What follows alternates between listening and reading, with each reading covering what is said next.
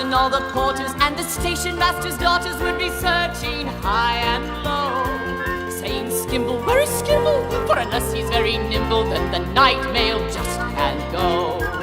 At 11:42, with the signal overdue and the passengers all frantic to a man, that's when I would appear and I'd saunter to the rear. I'd been busy in the luggage van.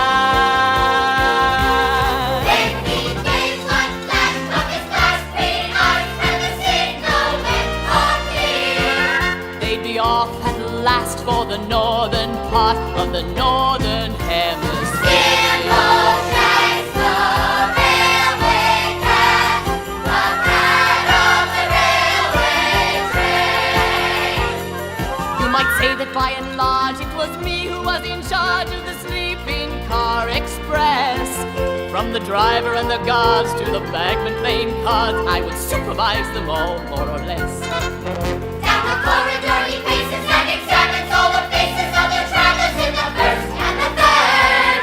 He establishes control by a regular patrol, and he'd know at once if anything occurred. He would watch you without blinking, and he saw what you were thinking, and it's certain that he didn't approve of hilarity and riot, so the folk were very quiet when Skimble was about and on the move.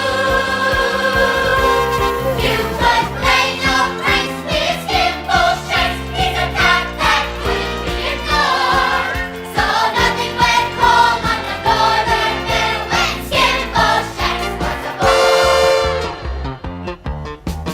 It was very pleasant when they found their little den with the name written up on the door. And the berth was very neat with a newly folded sheet and not a speck of dust upon the floor. There was every sort of light. You could make it dark or bright, and a button you could turn to make a breeze, and a funny little basin you're supposed to wash your face in, and a crank to shut the window should you sneeze. Then the guard looked in politely and would ask you very brightly, do you like your morning tea? We go strong. But I was right behind him and was ready to remind him, for Skimble won't let anything go wrong.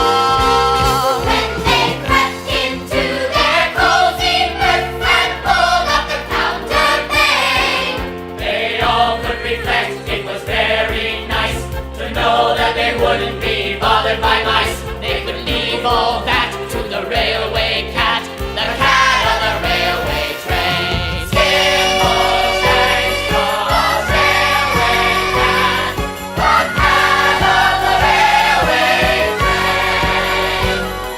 In the watches of the night, I was always fresh and bright. Every now and then I'd have a cup of tea, with perhaps a drop of scotch while I was keeping on the watch, only stopping here and there to catch a flea.